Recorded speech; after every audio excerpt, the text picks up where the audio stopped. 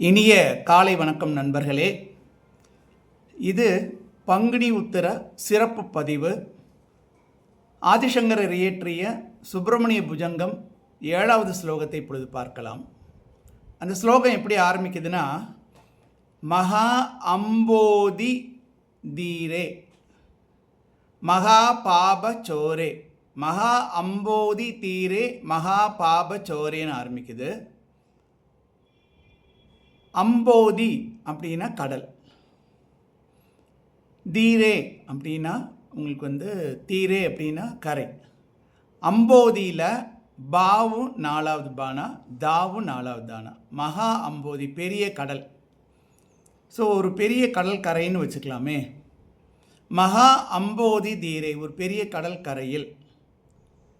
மகா பாபச்சோரே, மகா பாபச்சோரே அப்படின்னா என்ன அர்த்தம்னா, இப்போ பக்தர்கள் அலை அலையாக திருச்செந்தூர் வராங்க. வருகின்ற ஒவ்வொரு பக்தரும் லோடாக கண்ணுக்கு தெரியாத பிரச்சனைகளோடு வராங்க. அவங்களால அவங்களுக்கே பிரச்சனை, அவங்க முன்ஜென்மத்திலிருந்து வாங்கிட்டு வந்த பிரச்சனை, அப்புறம் சுற்றி இருக்கின்ற உறவினர்கள் நண்பர்களால் வரக்கூடிய பிரச்சனை எல்லாத்தையும் எடுத்துகிட்டு வராங்க. நிம்மதி தேடி தான் வராங்க. சாமியை கும்பிட்டு ஏதாவது வழி கிடைக்காதா அப்படின்னு தான் வராங்க. ஆனால் அங்கே என்ன நடக்குது பாருங்கள். அந்த மகா அம்போதி தீரே அந்த இடத்துக்கு அவங்க வந்த உடனே, பெரிய கடற்கரைக்கு அவங்க வந்த உடனே ஒரு முழுக்கு போடுறாங்க, இல்லை அட்லீஸ்ட் காலையாவது நினச்சிட்டு நேராக சாமிக்கிட்ட போய் முருகன் சாமியை பார்த்து வழிபடுறாங்க, வராங்க. வந்த உடனே என்ன ஆகுதுன்னா, அவங்களுடைய இங்கே ஸ்லோகம் இப்படி தான் போகுது. மகா பாப சோரே, சோர் அப்படின்னா களவாடுறதுங்கிற மாதிரி ஒரு அர்த்தம் வரும். அதாவது நம்மளுடைய பாபங்களை முருகன் தீர்த்து விடுகிறார், எடுத்து விடுகிறார். இங்கே ரொம்ப கொச்சையாக சொல்கிறதுனா, அந்த மகா பாபங்களை திருடி விடுகிறார் அப்படின்னு அர்த்தம். நம்மளுடைய பாபங்கள் எப்படி போச்சுன்னு நமக்கே தெரியாத நம்மளுடைய பாபங்களை எல்லாம் திருடிடுறார். நமக்கு தெரியாமல் எடுக்கிறது பேர் தான் திருடுறது. அப்போ நீங்கள் வரக்கூடிய கவலையும், அந்த ஒரு சில நொடிகள் அங்கே நிற்கிறோம், இல்லை திரும்ப வருஷம் மாதிரி நிற்கிறோம், எப்படியோ சாமியை திரும்ப பார்த்துட்டு வெளியில் போகிறப்ப ஒரு நிம்மதி வருது பாருங்கள். அந்த நிம்மதி எதனால் வருதுன்னா, மனசில் இருந்த பாரம் இறங்கிடுச்சு அப்படின்னு அர்த்தம். அதனுடைய ஆன்மீக அறிவியல் காரணங்கள் நமக்கு புரியாது, இருந்தாலும் நம்ம வெளியில் போகிறப்ப திரும்பி போகிறப்ப ஒரு நிம்மதியோட அமைதியாக போகிறோம். அதனால் முதல் லைனை இன்னொரு வாட்டி படித்து இந்த முதல் வரியை முடிச்சுக்குவோம். மகா அம்போதி தீரே மகா பாப சோரே. அம்போதினா கடல், தீரேனா கரை. மகா அம்போதி தீரே, அம்போதினா கடல், கடற்கரை. மகா பாபச்சோரே, அந்த மகா பாவங்களை முருகன் எடுத்து விடுகிறார், நம்மிடமிருந்து அழித்து விடுகிறார் அப்படின்னு சொல்லி இந்த முதல் வரி முடியுது. சுப்பிரமணிய புஜங்கம் 7வது ஸ்லோகத்தின் 2வது வரிக்கு போகலாம். 2வது வரி எப்படி வருதுன்னா, முனீந்திர அனுகூலே. இப்போ நம்ம முதல்ல என்ன நினைக்கணும்னா, ஒரு ஸ்லோகத்தை பார்த்து இது கஷ்டமான ஸ்லோகம்னு நினைக்கக்கூடாது. ஏன்னா முனிவர் குழந்தையிலேருந்து கேள்விப்பட்டிருக்கோம். முனிவருங்கிற வார்த்தை எங்களுக்கு எல்லா விஷயமும் அனுகூலமாக அமையுமா, அனுகூலங்கிறது கேள்விப்பட்டிருக்கோம். அப்போ முனீந்திர அனுகூலேங்கிறது ரெண்டு சேர்ந்த காம்பினேஷன் தான். முனீந்திர அனுகூலே அப்படின்னா என்னென்னா, முனிவர்களுக்கு அனுகூலமாக இருக்கக்கூடிய ஏதோ ஒன்றை பற்றி சொல்ல போகிறாங்கன்னு அர்த்தம். சுகந்தாக்கிய சைலே, சுகந்த ஆக்கியம் அப்படின்னா பெயர்னு அர்த்தம். அப்போ அங்கே கந்த மாதனம் அப்படின்ற ஒரு பெயர் பெற்ற ஒரு மலையில், அந்த மலை என்னென்னா முனிவர்களுக்கு ரொம்ப அனுகூலமாக இருக்குது.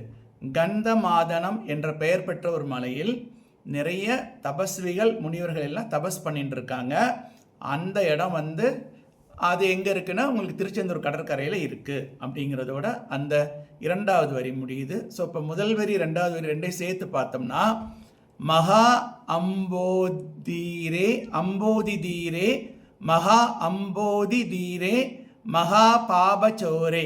மகா அம்போதி தீரே மகா பாபச்சோரே முதல் வரி. 2வது வரி முனீந்திர அனுகூலே.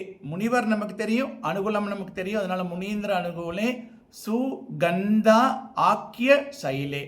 சைலம், அதாவது கிரி.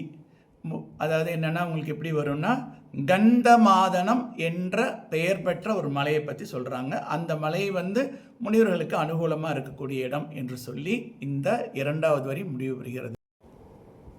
சுப்பிரமணிய புஜங்கம் 7வது ஸ்லோகம் 3வது வரி.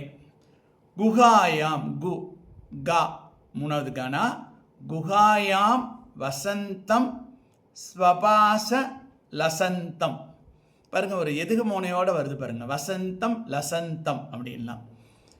குகை, அந்த குஹா, நம்ம குகைங்கிற வார்த்தை நம்ம யூஸ் பண்ணிட்டு இருக்கோம். குகையில் இருந்தான், குகையில் ஒரு முனிவர் இருந்தார், இப்படியெல்லாம் பேசுகிறோம் இல்லையா? அதனால குஹாயாம் வசந்தம், அந்த மலையில் ஒரு குகையில் முருகர் பெருமான் வசிக்கிறாரு. நம்ம குகைன்னா என்ன நினைப்போம்? குகைன்னா இருட்டாக இருக்கும், நிறைய கொடி செடிகள்லாம் படர்ந்து இருக்கும், உள்ள பூச்சி போட்டு இருக்கும், இப்படியெல்லாம் பயப்படுவோம் இல்லையா? ஆனால் அங்கே இருக்கிறது யாரு? தன்னுடைய சுய ஒளியில் இருக்கக்கூடிய ஒரு முருகன் சுவாமி இருக்கிறதுனால, அந்த குகைக்குள்ள தன்னுடைய ஒளியினாலேயே பிரகாசிக்கக்கூடிய சுவாமி இருக்கிறதுனால அந்த இடத்துல இருட்டே கிடையாது. அதான் 3வது வரி. குஹாயாம் வசந்தம் ஸ்வபாச லசந்தம். குஹாயாம் வசந்தம், அந்த குகையில் முருகப்பெருமான் வசிக்கிறார். ஸ்வபாச லசந்தம் அப்படின்னா, குகைனா நம்ம இருட்டாக இருக்குன்னு எதிர்பார்ப்போம், ஆனால் அந்த குகையில் கோடி சூரிய பிரகாசம் உள்ள முருகன் இருக்கிறார்.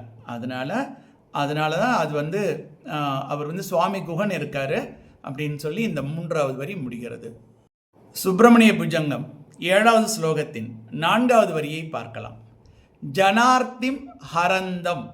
ஜனம் தெரியுங்க, ஜனங்கள் நிறைய பேர் வந்திருக்காங்க, அதனால ஜனம் தெரியும்.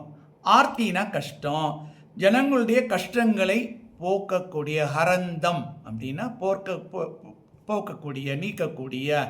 ஜனார்த்திம் ஹரந்தம், அதாவது ஜனங்களுடைய கஷ்டங்களை போக்கக்கூடிய. தம் குஹம், அந்த முருகப்பெருமானை நம்ம வழிபடணும்னு முடிக்க போறார். அவ்வளோதான். ஷ்ராய மக, நாங்கள் ஆராதிக்கிறோம் அப்படின்னு சொல்லி 4வது வரி முடியுது. ஜனார்த்திம் ஹரந்தம் ஷ்ரயாமோ குஹம் தம் அப்படின்னு சொல்லி 4வது வரி. இப்போ நான் 4 வரையும் சேர்த்து நான் ஒன்றா படிச்சிடுறேன் ஒரு வாட்டி. மகாம்போதி தீரே மகாபாப சோரே முனீந்திர அனுகூலே சுகாந்தாக்கிய சைலே குஹாயாம் வசந்தம் ஸ்வபாச ஸ்வபாச லசந்தம்.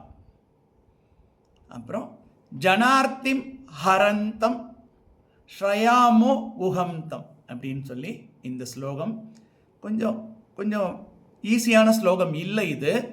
ஆனால் என்னென்னா, இப்படி ஒரு ஸ்லோகம் இருக்குது, திருச்செந்தூர் போகிற டைமில் இந்த ஒரு ஸ்லோகத்தை சும்மா பார்த்துட்டு போகலாம். ஏன்னா இதில் நமக்கு தெரிஞ்ச சில வார்த்தைகள் இருக்குது, தெரியாத வார்த்தைகள் நம்ம தொடர்ந்து இந்த ஸ்லோகங்கள் கேட்க இது மனசில் பதிஞ்சு இதே வார்த்தையை நம்ம இன்னொரு இடத்துல கேட்டோமே அப்படின்னு சொல்லி தோணும். ஏன்னா நம்ம பிரெயினுடைய இன்டர்லாக்கிங் நமக்கு புரியவே திடீர்னு தோணி அது லிங்க் ஆகி இது வேற எங்கேயோ கேட்டோமே அப்படின்லாம் நினைப்போம். அப்போ ஒரு ஓவர் பீரியட் ஆஃப் டைம், ஒரு ஃபியூ மந்த்ஸில், ஒரு 1 இயரில் அதுக்குள்ளே என்ன ஆகுனா இதெல்லாம் நமக்கு சகஜமாகிட்டு நம்ம மனசில் இருக்கக்கூடிய எண்ணற்ற கவலைகள் போக்குறதுக்கு நடுவில் என்ன செய்யலாம்னா கொஞ்சம் நேரம் ஸ்லோகம் சொல்லிகிட்டு இருக்கலாம். ஸ்லோகம் சொல்ல என்னென்னா நமக்கு திடீர்னு தூரக்கு ஒரு மைலே கூட தெரியல, எதிர்பாராமல் வரும். நம்ம என்ன நினைப்போம், மனசு எப்படி இருக்கும், மனசு ரொம்ப சந்தோஷமாக ஆகா முருகனே வந்துட்டார் நம்மளுடைய கஷ்டங்களை கேட்கறதுக்கு அப்படின்லாம் தோணும். ஆகவே இந்த ஸ்லோகத்தை இதுவரை மிகவும் பொறுமையுடன் கேட்ட அன்பர்களுக்கு நன்றி கூறி விடை பெறுகின்றேன். வணக்கம்.